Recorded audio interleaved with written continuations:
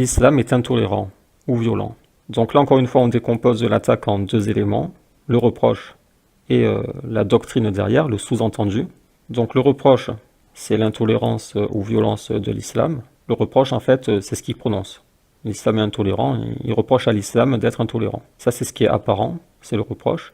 Et le sous-entendu derrière qui rend ce reproche efficace, qui donne la force à ce reproche, la puissance à la balle qui est tirée, c'est que l'intolérance et la violence sont inacceptables.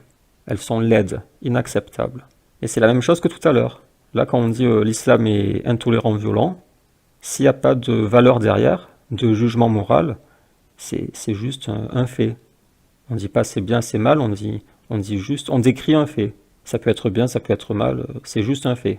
Et après, ce qui transforme ce fait en reproche et en attaque, c'est la doctrine, c'est le jugement moral, comme quoi l'intolérance et la violence sont mauvaises, inacceptables. Donc si un associateur dit ça, le musulman il va se défendre en disant « Non, tu racontes n'importe quoi, tu mens, l'islam c'est la paix et la tolérance ». Après il va citer quelques textes, ou parfois en déformer, pour justifier sa défense, tout en cachant les textes qui montrent de l'intolérance et de la violence. Bon, s'il se défend comme ça et qu'en face il y a un islamophobe compétent, il va le démolir. En 5 minutes, il peut le faire apostasier. Il va apostasier par la langue en 5 minutes. L'islamophobe peut lui citer des paroles de savants, lui va dire non, je me désavoue de ces savants, ou je n'y crois pas.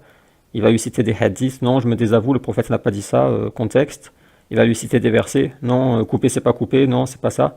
Et en fait, il va apostasier par la langue. En 5 minutes, le kafir va le faire apostasier par la langue. Donc c'est nier et adhérer. Il nie le reproche, non, l'islam c'est la paix et la tolérance, mais il adhère à la doctrine derrière. Et la stratégie numéro 2, donc, assumer et contester. Assumer, oui, j'encaisse la balle, ça me fait pas peur, j'ai pas mal, oui. Et il conteste, il y a différentes façons de contester. Ici, il a contesté en modifiant le mot. Oui, l'islam comprend de l'intolérance et de la violence. Et là, on voit encore le poids des mots, parce qu'en modifiant un seul mot, en remplaçant « et » par « comprend », ça change tout.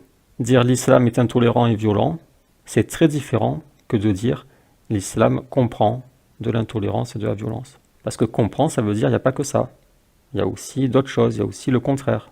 D'un coup, tu tombes dans la nuance, dans la profondeur. Mais eux, ils ne veulent pas de profondeur, ils ne veulent pas de nuance, ils veulent des slogans, du noir et du blanc. Ils voient des choses violentes dans la religion, ils te disent hop, l'islam est violent. Oui, mais il y a aussi des choses douces. C'est pour ça que cette phrase est fausse et qu'elle est corrigée ici lors de la contestation. Oui, l'islam comprend de l'intolérance et de la violence.